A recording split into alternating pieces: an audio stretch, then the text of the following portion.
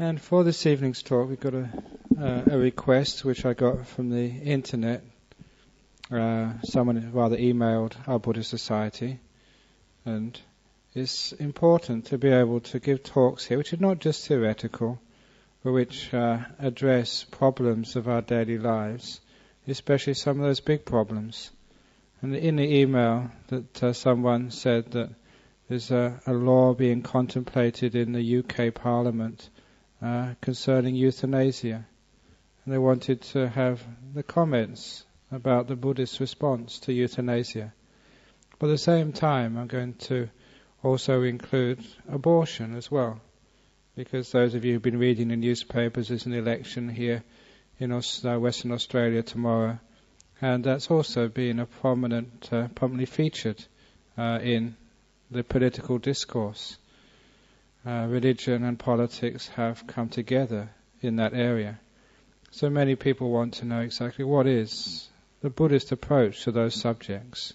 So this evening I'm going to be talking about those. So I apologize, there's not going to be so many jokes today, because that'll be in bad taste. But nevertheless, these are important topics. And the first thing I'd actually say about this is that as a monk, I was introduced as a spiritual director of the Buddhist Society of Western Australia, but I'm certainly not the spiritual dictator of the Buddhist Society of Western Australia. There's a lot of difference between being a director and being a dictator. A dictator tells you what to do, what to think, what to say, and a director only gives you advice.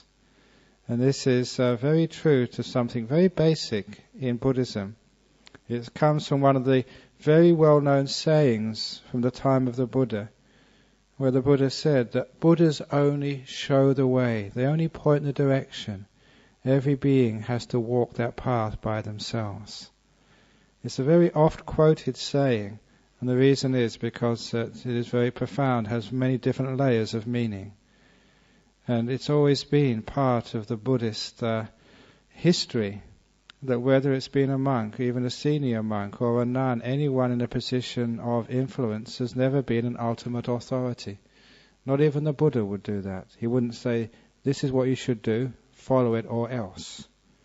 There's no equivalent in Buddhism to a pope or to somebody on high telling people what to do.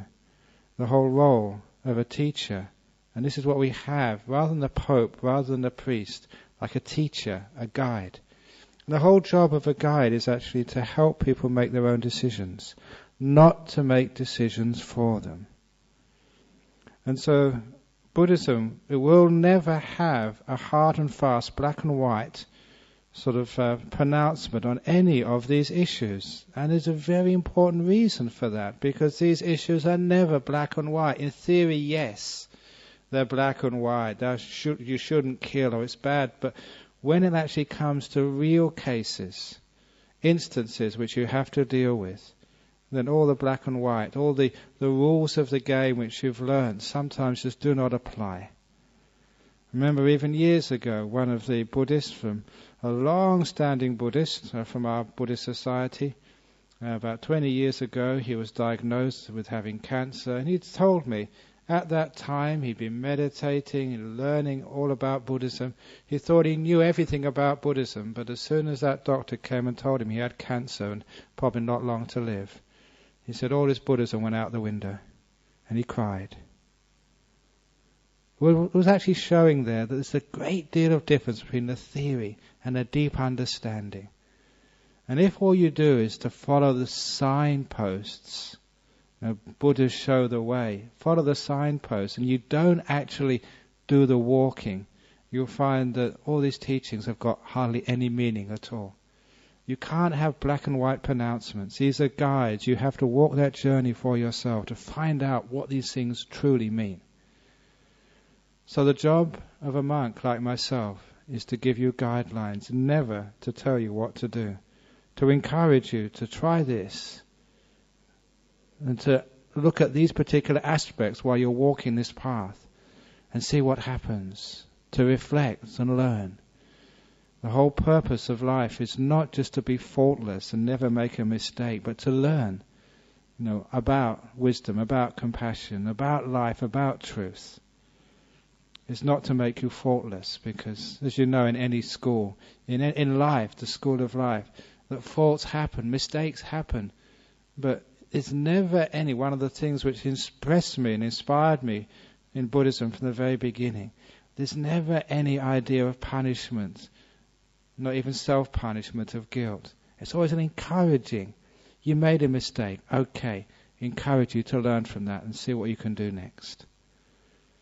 And I think I mentioned that when I made a mistake in Thailand, my teacher Ajahn Chah would never ever punish you.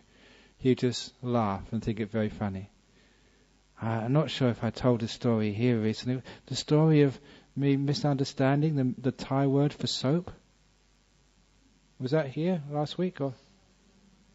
Oh, this is an example. Trouble is, these days, I travel around so much. I give talks all over the place. I don't know what I said here and what I said somewhere else. This evening I have to go to India leading a pilgrimage, and I come back again. I live a very strange life.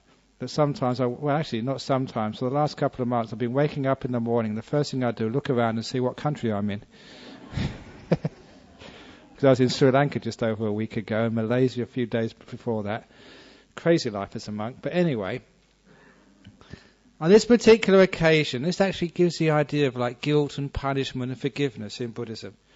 The first couple of years as a monk in Thailand, it was a very poor monastery, staying with this great teacher, Ajahn Chah.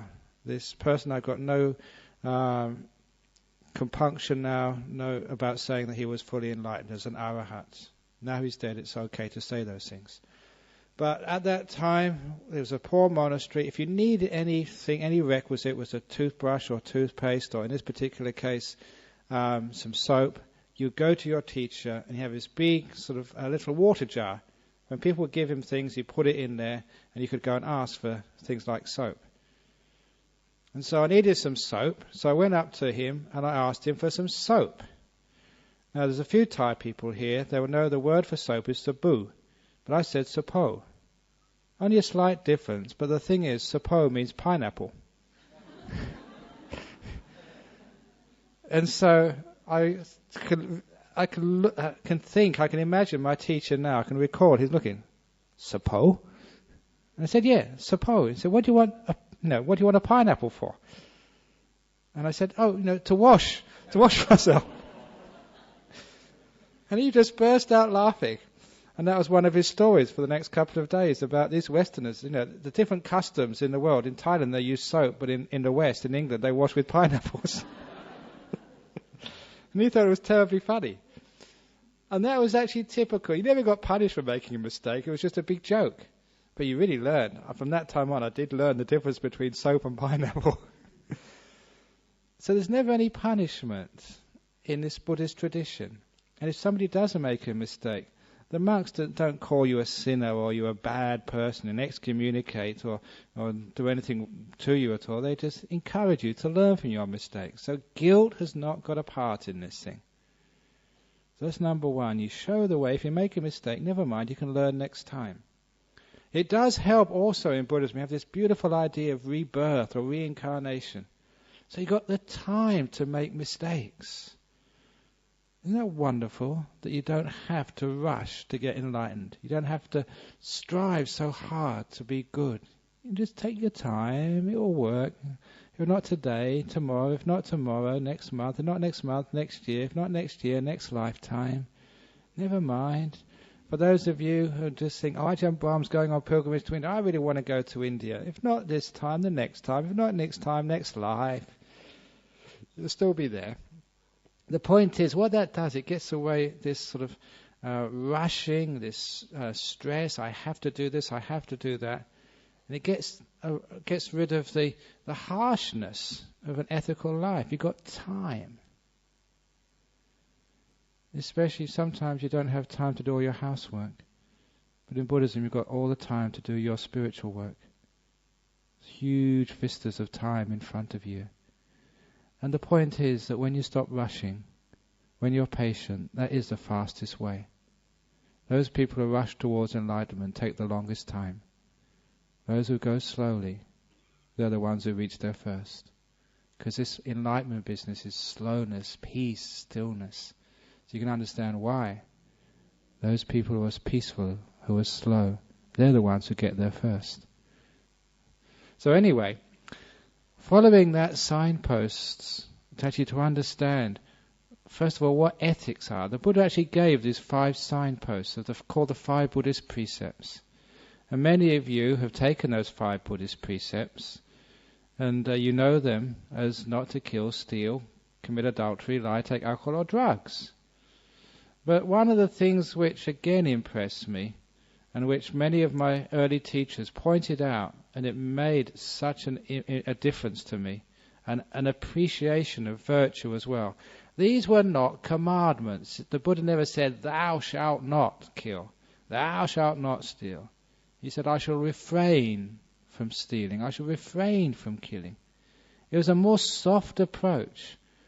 You didn't see a person who sort of like killed or went fishing and say, get out of this Buddhist society, you're a murderer. You swallowed a mosquito, I saw you. There's never any of this like harshness, but these like a guidelines. One of the stories from, again, my early years, there's one of Ajahn Chah's chief supporters.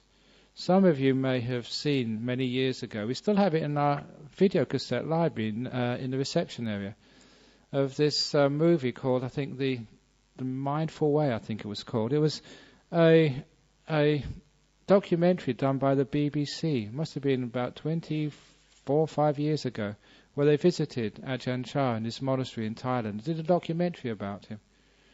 And one of the lay people who was figuring in that was a man called Fuang. And he was one of Ajahn Chah's chief disciples. And this is his story. He got faith in this forest monk, but he was a farmer and he was very, very poor. And so he went up to Ajahn Chah one day and said, look, I've heard of these 5 precepts. You shouldn't kill, steal, commit adultery, lie, and take alcohol or drugs. I would like to keep these, but I have a problem. I have to feed my family, and the only food we have is rice and fish, or other things which crawl on the ground. When I was a young monk in Thailand, that's all you ate. There were no vegetables. The only green things you had were leaves, the young leaves from the mango trees, which tasted awful. That's all you had. It was a subsistence economy, and people just ate rice and whatever sort of moved, basically. And fish was one of the main sources of food. So he said, look, I have to catch fish, for my family. At least he was honest about it, because I know at that time some of the Thai Buddhists, they weren't so honest, and they would actually say that, well, we're not really killing, catching fish. We just take them out of the water and they die by themselves. That's what they used to say. But at least, these guys were honest. You can't actually say that. You take them out of the water, you cause their death. So he said, look, what can I do? If I keep those 5 precepts, my family die. Now this is actually the Buddhist response to these ethical problems. It's very practical, meaningful, and beautiful. Ajahn Chah said, fine, catch fish. Catch enough for you and your family to eat, but not enough to sell. Just enough to get by. In the meantime, Ajahn Chah said, I will teach you another trade. Because as forest monks who used to wander from place to place, one of the things which was part of their upbringing, their learning as a young monk, was to learn about the herbs and plants in the jungles and forests of Thailand. Because there were no doctors. If you had a fever, whether it was malaria or got bitten by a snake or any other sickness, you would actually know the plants and the herbs in the forest, and you would actually use those to heal yourself. It was the forest monks became the great herbalists. And Ajahn Chah in his early years had also learned the different plants and roots which were available in the jungles, and what they were, how to prepare them, and what they were good for, and how they could heal this sickness or that sickness. And he was an expert, as many forest monks were. That was just one of the things you learnt in passing. These days, as a modern monk, especially in Serpentine, what we become experts in these days is not herbalism, but in laying bricks and mixing concrete. If you ever wanted some advice on mixing concrete, just ask one of our senior monks. But anyhow, this Ajahn Chah said, okay, I will teach you everything I know about herbalism. In a matter of 2 or 3 years, he taught this man everything he knew. And so this man now had a new trade. He became the local herbal doctor so he could stop catching fish. He had a way to look after his family. So what Ajahn Chah, this spiritual director, this guide was saying, he said, look, you've got to be practical. You have to catch fish because of your family. But I can help you move towards a greater sense of purity with your precepts. So was it bad that he was catching those fish in those early years? Was that a sin? Was that evil? If it was, Ajahn Chah would never have told him to do it. Because these 5 precepts, they're not absolutes, thou shalt not. They are guidelines. Things we should aspire towards, if it's at all possible. They're never absolutes. Another example of that, which is one which I repeat very often. Many years ago, one of the disciples who, again, a long-standing disciple of our Buddhist society, one of the very earliest members, now he keeps coming to our amaro group every so often. He's very, very old, in his, 80s or something now, but still wanders in every now and again. But 10 or 12 years ago, he had a heart attack. He went to Royal Perth Hospital. They managed to save his life, to keep him going, but he needed a bypass. So he was put on the emergency list for the bypass. They kept him in hospital. The next time there was an opportunity, he would be there having his bypass. He was in a room with 3 other people, and I went to visit him several times. When he had his bypass operation, just before, the day before his bypass operation, his wife visited him, and after the visit called me up at Serpentine Monastery. She was very agitated. It's the first and only time she's actually called me. And she said, something happened, I want your advice. These are English couple. She said that I've just lied to my husband for the first time in 30 years. And she felt so bad about this, as you probably would. So what have you done? What happened? And she said that what happened was, in that ward, in the next bed, was a fellow called Jack or something, who was, it's a ward, everyone in that ward was waiting for the bypass. They put people with the same ailments in the same wards. And he said he got a friendship up with this Jack, being in the same room 24 hours a day for 3 or 4 days. And Jack was going to have this bypass operation the day before him. Jack had already had the bypass operation. He asked his wife, how had Jack done? And his wife said, fine, he's now in the ICU recovering. But that was a lie, said his wife, because the truth was that Jack died in the operation. Because she met his relations outside.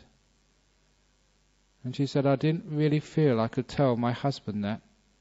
He was so sick and weak anyway, that if I had told my husband that his friend had died of the very operation he's going to have tomorrow, I thought that might make my husband so afraid it might actually push him over the edge and kill him. And as it happened, that he was on the edge of life and death for several days, hallucinating, and they managed to keep him going. It was a touch and go because he was very old when he had his bypass operation. And I told the wife, okay, in that particular instance you did the right thing, to lie to your husband. I said that. And when people say to me, are you saying, Ajahn Brahm, it's okay to lie? I say, yeah, once every 30 years, but no more.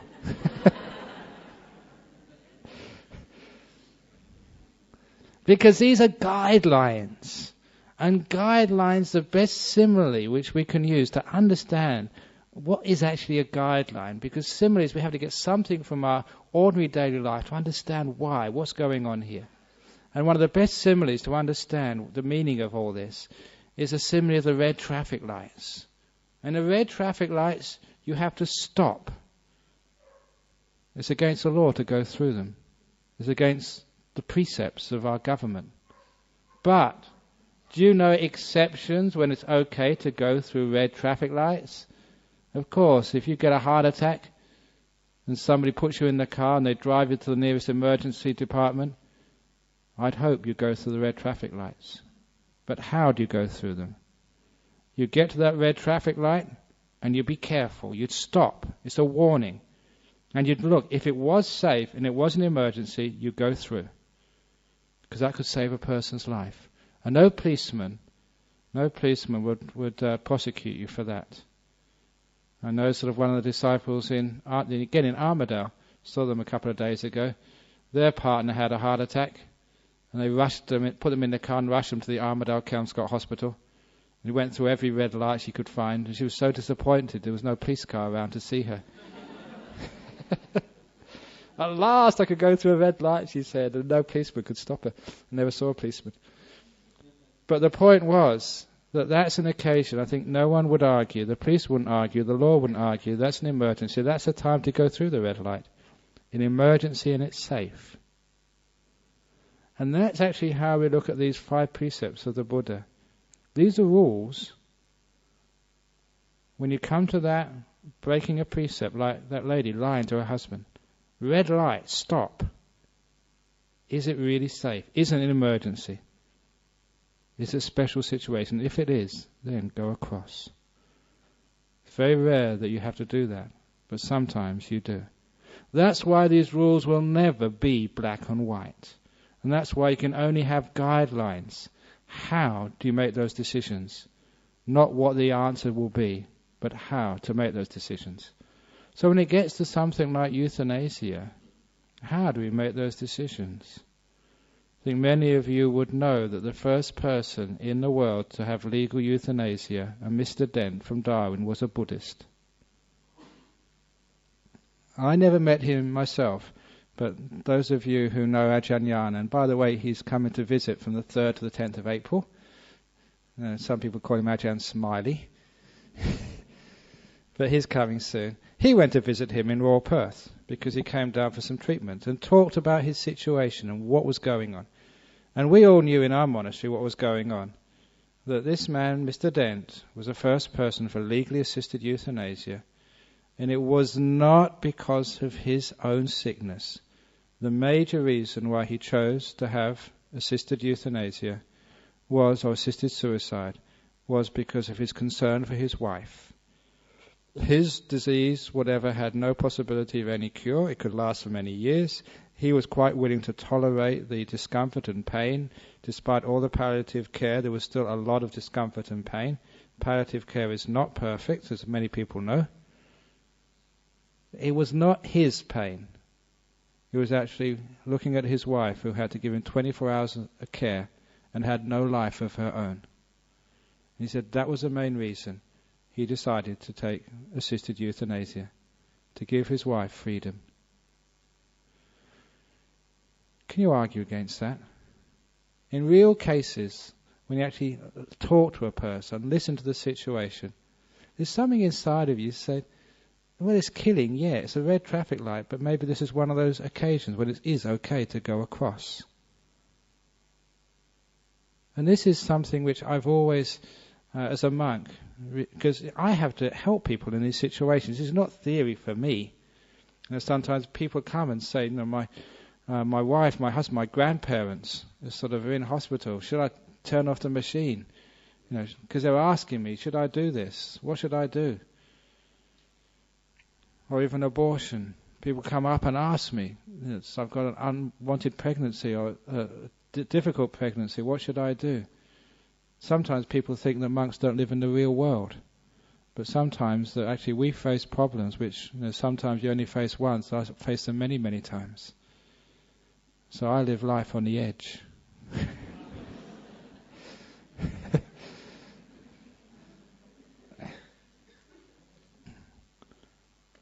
And there's many, many times when I've either been confronted with this personally, or that you've read about it, or people have talked about it. There's something inside you feel, you did the right thing, that's right. And sometimes before there's a big of a conflict, because in my guts as well, I think I would have done the same thing. But sometimes before I read these 5 precepts, you're not supposed to kill. And there's like a conflict between how I felt and the words in the book. And these days, because of maybe Buddhism, How you feel inside is more important than the words in the book. The words in the book are supposed to actually to reflect how you feel inside. How you feel inside, that's the main thing. Because why is it that there is a law being contemplated in the UK to allow assisted euthanasia? It is because that many people feel in their guts, or they've had experience in this, when they think it's the right, compassionate thing to do. And that should not be discounted, one's inner feelings, because that's usually a much better indicator of truth than anything which can be written in a book. What you write in books is approximations. I don't know if there's any Christians here, but if you believe in God's word will be in your guts, not in a book. You find out truth from inside, because it doesn't feel right, or it feels good. And so that there is a reason why this is being discussed now, because there are sometimes some cases where people feel it's the right thing to do. And so because of that, what the Buddhist answer is we can give you guidelines to find out which are those exceptional cases where it probably will be the proper thing to do, while in many cases it's not the right thing to do. And so in order to find out what is the right thing, what is the wrong thing to do, we have these guidelines. It's a red traffic light. You should not do this very easily of assist suicide. Red traffic light, stop. And the next thing is when you're making these choices, the Buddha actually gave this wonderful help when you're in a position of authority. You've got authority over your body, or if you're a mother, over your child. As a monk, you've got some sort of decision-making to do from time to time. How to make decisions. And this is actually, he said, this what's it called? Like a matrix, like a 4 things you should consider when you're making decisions. It's called the 4 agati, he called it. He said, when you're making decisions, to see if you're making it, first of all, from desire, from personal desire, from wanting, getting something out of this for yourself, from selfishness, from craving. Is this, just because, you want the easy way out, or, you want to get something out of it? Are you advising sort of euthanasia, for your husband so you can go and get married to somebody else? Or are you, or are you advising euthanasia so you can go and inherit something? I just was laughing last week because sometimes you go, when people are sick, sometimes they go and ask the monk to do some chanting. We're very good at this chanting. And I've got a lot of faith in Buddhist chanting, just it extends people's lives. I think I said this last week. We've got a cat at our monastery. It's over 18 years of age, which is a long age for a cat. And people say, and look at it, it's really healthy. Runs around like a young kitten. And why can it do that? Why has that cat had a long life? It's the same reason why those of you who've been coming to our monastery in Serpentine often, you would have noticed a strange thing. It's been a long time since any core member of our Buddhist society has died.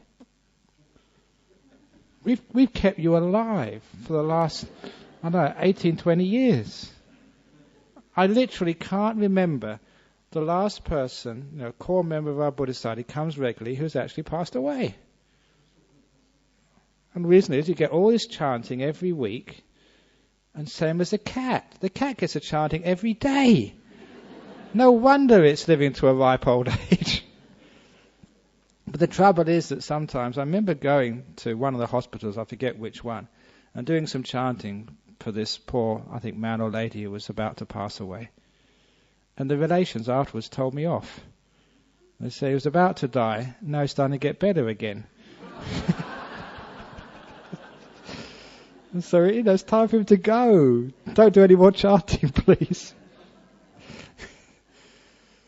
I don't know if they wanted the will or something, but he'd been in and out of hospital or whatever. And sometimes when even you love the person, it's time for them to go. They've got no quality of life, so you want to let them go. But so sometimes we want to let them go, and we actually say sometimes to let nature take its course. Have you ever heard that phrase? Let nature take its course? Aren't we part of nature? It's amazing, isn't it? Sometimes we talk about let nature take its course. We take ourselves out of nature as if we're something separate. But we're nature as well. Isn't part of nature to care? to be kind, to let nature take its course. We're part of nature. Let compassion take its course as well. Now I can actually see a bigger picture there. Let nature take its course. You see someone who's got no quality of life at all, no other alternatives. Is it time to just turn off the machine? You're letting your compassion, which is part of nature, take its course. Interesting idea, isn't it? The whole point of Buddhism is actually opening up more avenues, more ways of seeing these things. I'm not telling you what to do, but telling you how to make those decisions. So make sure it's not out of craving or desire. Also not out of ill will, you want to get rid of that person. And also not out of stupidity. Stupidity is when you haven't got all the information. So whenever you're contemplating or in a position like that, you've got to get as much information as you possibly can to make a wise decision.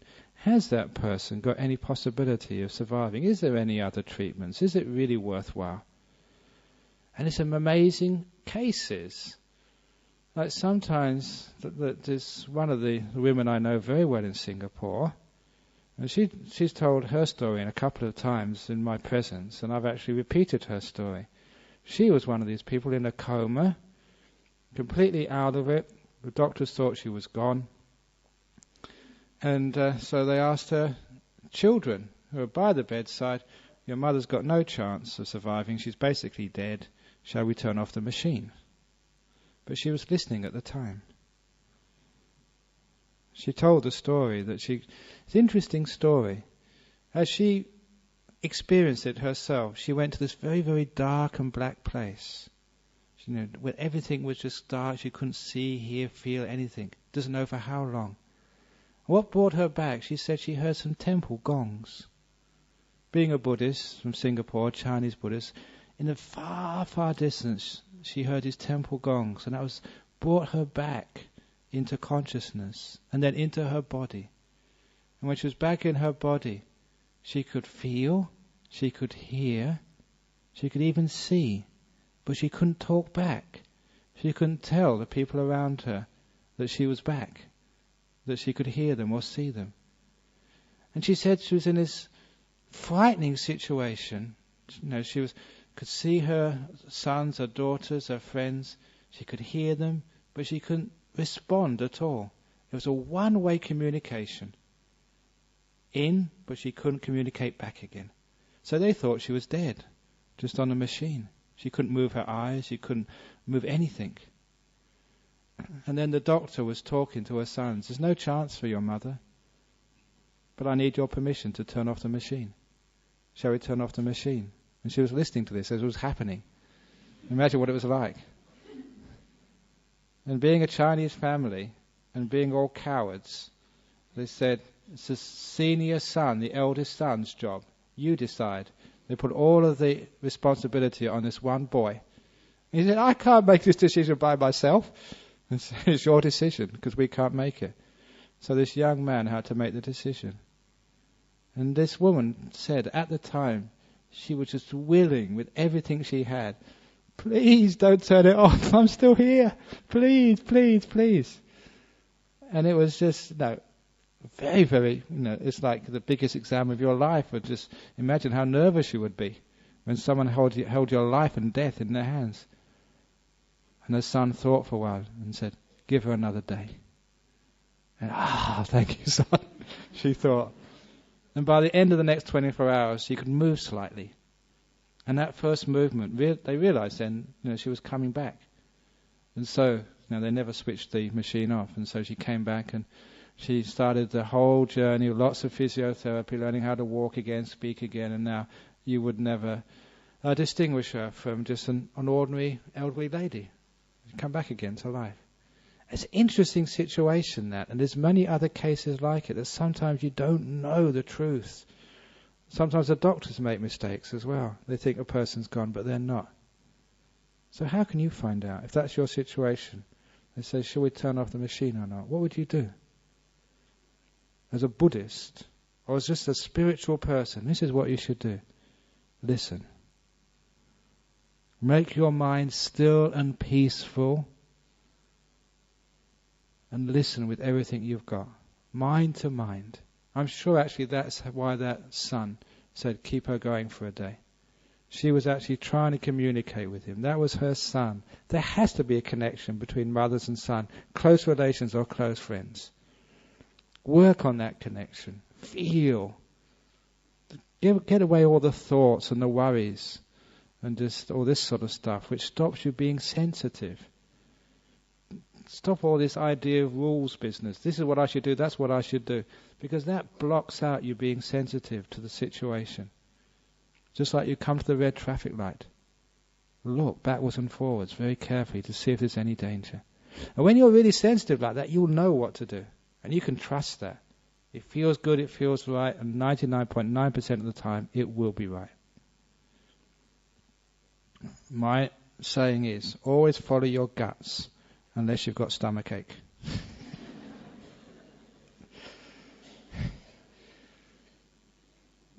So this is actually how we make the decision. The last thing, so not ignorance, no, get all the information, but be that wisdom from silence. And the last thing, never act out of fear.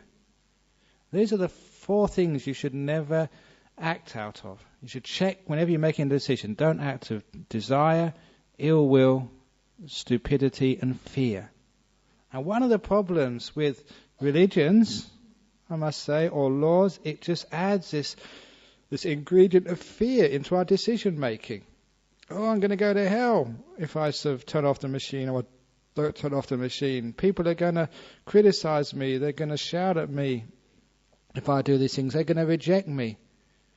And that fear business sometimes just messes up decision making, especially ethical decisions which are on the edge of right and wrong, and confuses the issue so much, which is one of the reasons why inside of me I don't want law to get involved in these decisions, because it just adds a fear into it, the fear of going to court and being fined or sent to prison, because the legalities of it create fear. Obviously the law has a part to play, but it should, in those very grey areas of right and wrong, because some people will argue. They wouldn't be arguing about it if it was black and white. It's a grey area, and sometimes the law should butt out of those grey areas and give people the confidence to make their own decision, the support to make a good decision, almost getting rid of those things which make people make the wrong decisions, such as fear.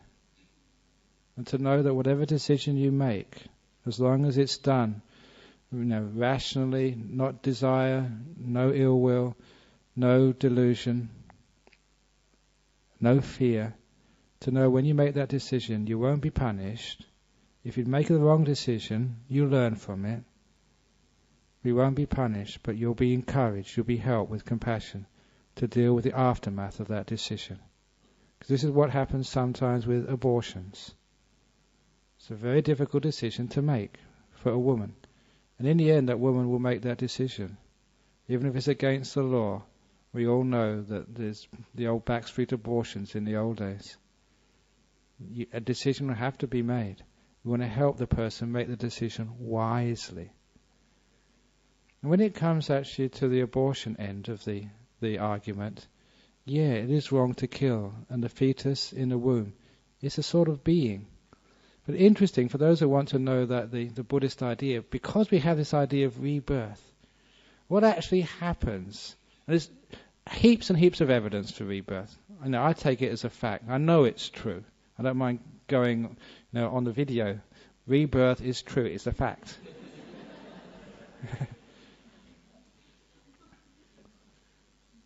When you understand rebirth, it gives the whole picture of abortion and euthanasia, life and death, a completely different perspective.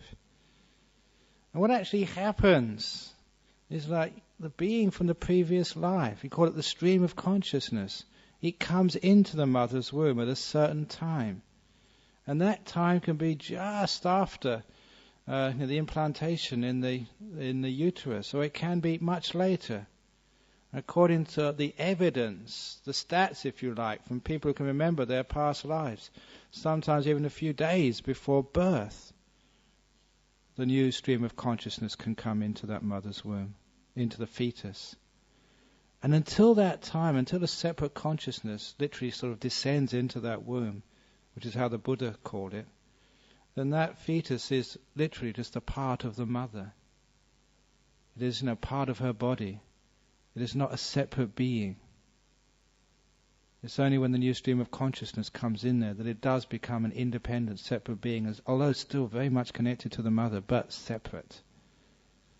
So according to the theology, if you like, of Buddhism, the metaphysics of it, you can't really tell sometimes whether killing the fetus is actually killing a new being, or actually just same as like having some part of a woman's body cut out. Whether it's a being or it's part of the mother. That's why it's so difficult actually to say whether it is killing or just cutting out a tumor. I'm not just being glib here. This is actually what happens. But we always, because we don't know, we should never kill. However, in such a situation that as many people have the experience, they've had an abortion, and they want to know what happens afterwards. And there was very recently in the Amaro group, a lady asked this question. She's here this evening. I saw her earlier. Please excuse me. I think you don't mind me sharing this piece of advice. She felt very upset about it for many years, as many women would do. So she asked my advice. What's happening there? And one thing which I mentioned to her, and this again is part of the truth of rebirth, because one of the questions I asked her, did you have any children later? And she had another child shortly later. And I said that this is actually what happens. The being wants to come into your womb. You've got some karma with you. And very often that we take rebirth in people we know. In sort of, our friends, our relations, someone we've got some connection with. In tales of rebirth, very often people get reborn in the same family. Because if you've got like a wife, a sister, a mother you really, really love, that sort of connection, that bond, you can feel that bond. That will actually go off into your next life, and you'll be attracted into that person again, or attracted close to them again. So you can meet again, you can be with each other again. So I said, that being who tried to get in your womb once, they'll probably try again. And I said to her that, look, your second child, or the child you had after that abortion, is 99% sure that was a being that you couldn't make it the first time. Now imagine the response of that woman to that answer was actually just so helpful. Because in an abortion we think we're cutting off that person, they got no chance of a life. That they had this opportunity to come into this life and it's all been ruined and killed. In religions or philosophies which think you only have one life, then of course this human life becomes so important, so precious. It makes the whole ethical judgment a completely different ball game. But with Buddhism, Hinduism, and any other religion which understands the truth of rebirth, it becomes a completely different ball game, as they say. And that was a good example there. The being, they didn't make it the first time, but they had another chance, and they came into your womb, and you finished your pregnancy and gave birth to this boy, and that was almost certainly the person who was there before. The reason I say this is because this is old custom, in Thailand especially. When a child dies, either from a miscarriage or is stillborn, they put a mark on their body. This happened here, I don't think they're here this evening, the supporters of this temple, this Thai couple whose first child died just a day or two before it was born. What happens, the fetus had an ultrasound a few days before, it turned in the womb, strangled itself with the umbilical cord, so it was stillborn. They told me that at the funeral service, which I conducted, just up the road in Wanneroo Road, just while the funeral director, when I wasn't watching, with a ballpoint pen, they made a mark on the heel, just a line. And then it was cremated. And a few months later, she became pregnant again. And when the baby was born, they found it had a birthmark, a line on the heel exactly where they'd put it before. It's an old custom. The being who tried and just failed at the last step just before birth had another go. Second time lucky. The same as that woman who had an abortion, second time lucky. When you put it that way, some of the sting of abortion actually is taken away. A being is trying to get into this world. They try once, they may try again. If they don't make it with you, they'll make it with something else. It's a different ball game. And of course, in such situations, that I'm not a man. Most religions are run by men. And I can't actually say to anybody, that's right, that's wrong. You can just help people make the decisions. To certainly try not to act out of ill will or craving, desire. Just because it's easy for you not to have that child. Not to act out of stupidity. Find out exactly what's going on, what the possibilities are for looking after that child, getting support, having it adopted or whatever. And certainly not out of fear. No, whatever decision you make, you'll always get support. So when somebody rings me up and asks me, I'm pregnant, but for one reason or another, I just can't have that child. They ask me that advice. This is the advice I give them as a Buddhist leader. So I can't tell you, and I will not tell you, what to do. But I can help you make your decision. And whatever decision you make, compassion will always be there for you, because I know just how difficult it must be. I don't really know how difficult it is, but I can empathize how difficult it must be. I'm saying that I'll always support you whichever way you do. No matter what you do, you'll always be allowed in here as a friend. If you made a mistake, if it is really wrong, you feel it inside. Not as guilt, because sometimes that we feel guilty. It's not that we know it's a mistake. We think that everyone else says it's a mistake. That sort of religious leaders or the law says it's wrong, but you feel, no, it's right inside, and we have this conflict between what we're told and what we really understand inside of us. In such a case, believe what's inside of you.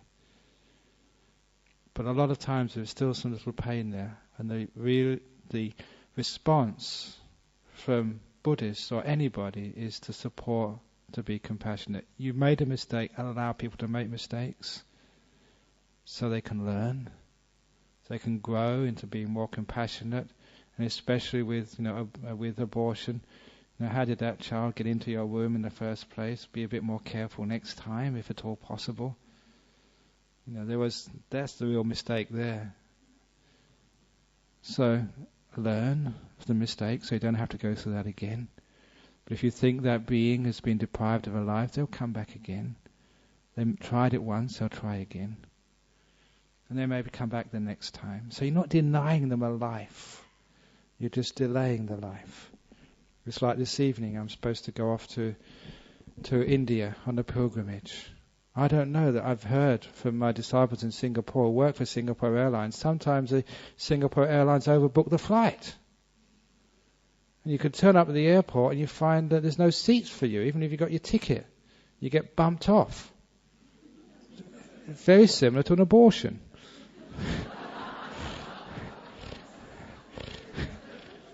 They even use the same word. To bump someone off is to kill them. But if that happens, you usually get on the next flight.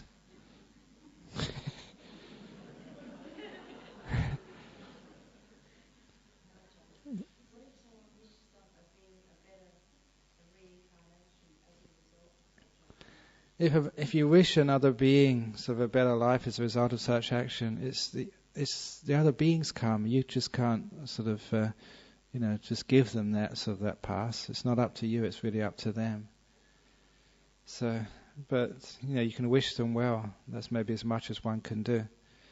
But the whole purpose of this talk this evening is actually to see that in many cases, well, not in all cases, that the ethics there is so complex. It's hard to give black and white decisions. And I've seen in the newspaper people fulminating about abortion is wrong. No, you should give women choice. No, euthanasia is always wrong. It's an evil, it's a sin and stuff like that. And that sort of just makes the whole discussion just so complicated, and it just muddies the water. It's not compassionate, it's not wise. It's certainly nothing to do with Buddhism. And the Buddhist response, you may think this is a bit wishy-washy, but we're on grey areas here. Buddhas only show the way. The 5 precepts are a guideline. There are exceptions to every rule. Rules are man-made. I was going to say woman-made, but they're usually man-made. Except in the kitchen. The kitchen rules are woman-made. And well, it was Margaret Thatcher. She made a few rules, so I suppose that's one exception there. And if you untrust the heart, and that's usually the best indicator of what's right and wrong. And the point is to be able to trust that heart. Make sure you're never working from these like 4 agatis, not desire, ill will, stupidity or fear. And so get all the information and get some support. So when you're in a position, this is not a theory anymore. It's not whether you're going to vote that this is in law or not. This is actually reality. You have to make a decision. It's you or your loved one who's at stake here, or it's your baby in your womb. When it's a real decision, not some theory. This is how you make those decisions. The guidelines are there. It's a red light. Usually killing is wrong. 99.999% of the time it's wrong. It's a wrong thing to do. But there's those exceptions, those rare cases. You have to know how to make those decisions. Stop at that red light. See if it's safe. And I've helped you understand to see if it's safe. And only if it's an emergency and it's safe, then go across. You feel in your heart that this is the right thing to do. And that's why the Buddha said karma. This is what we're talking about here. This is a Buddhist ethics. He said the karma, the most important ingredient in karma is intention. What do you mean by this? What's its purpose? And there's a beautiful saying of the Buddha. Karma is basically intention. What did you mean? And if you really meant this compassion and kindness, you really thought it was a good idea at the time, and you weren't just heedless, you got the information, you considered carefully, no desire, no ill will, no fear, and you really think this is the most compassionate thing to do. It was selfless, it was caring, like that Mr. Dent, then you can't blame it. In the time of the Buddha, there were some people who did commit suicide. These were arahats, fully enlightened beings. In that case, the Buddha said those suicides were blameless. He did show there were exceptions to those rules. Rare exceptions, but exceptions were there. So in this euthanasia debate, in this abortion debate, we should have those guidelines. The laws should be there for the obvious cases where it's obviously wrong. But in those areas, those grey areas, I think that we need support, not laws. We need guidelines rather than hard and fast rules. And I think that we should be compassionate and helpful rather than dogmatic and cruel. And when people make mistakes in such areas, it's a completely different thing than so like to kill your wife with a kitchen knife than actually to ask the people to turn off the machines or have assisted euthanasia. It's a completely different ball game. It's not murder, not in the same sense of murdering someone, who's who you don't like. You feel that, you know that, and so we shouldn't use those terms. And this is how you can make those decisions. And you can live with them, learn by them, become a better person because of them, and help other people at the same time. Euthanasia is a Greek word meaning a good death. Interesting that is the word which is used for assisted suicide, a good death. I'll leave you to think about that. Thank you.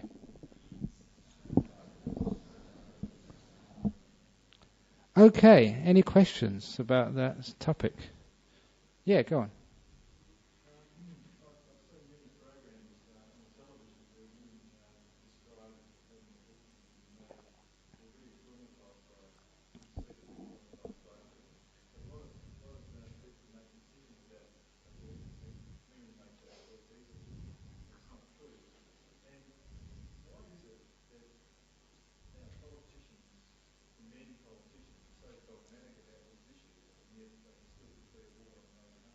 Very good, yeah.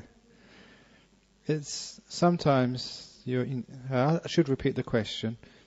You're saying that it's not an easy decision, say, for a woman to make about an abortion. It's not an easy decision for a person to make on euthanasia also. And it's a traumatic decision for the woman. It's a traumatic decision for all concerned, even in a euthanasia. And to the politicians, they can be dogmatic on that issue, but then it seems to be that it's a bit of hypocrisy that we can actually send people to war. And our society does condone killing in certain situations, self-defense, and that self-defense is used as an excuse for sending people to war, preemptive strikes and stuff like that. And so that, even our politicians and the law and even sort of all theologians, they have this idea of a just war. That was Aquinas, I think, who started that. So, they say in some situations that there is exceptions to the rule. Thou shalt not kill. We know there's exceptions. And actually we should actually also understand there are exceptions in other places as well. With euthanasia and with abortion. But with the comment that the decisions are very traumatic. They are traumatic, and part of the law, the government, human beings, especially religious leaders, is trying to take away that trauma. Because a lot of the trauma comes because of what society imposes upon the person making the decision. If a lot of people come and say, that's wrong, that's evil, you'll go to hell, you're a terrible person, you've murdered your child. When people actually take that on board and they're easily influenced, of course, what does that feel? If you've been in an abortion clinic for one reason or another, you've done that, and you come out and these protesters start calling you murderer. And of course that adds to the trauma. It's not a compassionate and a helpful thing to do. And I think that if we have a wiser, more compassionate way of dealing with those problems, one of the things would actually ease the trauma of people having to make those decisions. And part of the reason for the talk is to ease that trauma.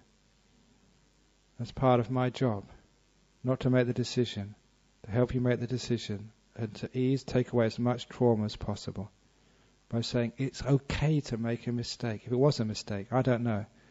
If you have made a mistake, it's okay to make it. You're not going to go to hell for it. Learn from that mistake. As you've heard me say before, this AFL code. Acknowledge, forgive, learn.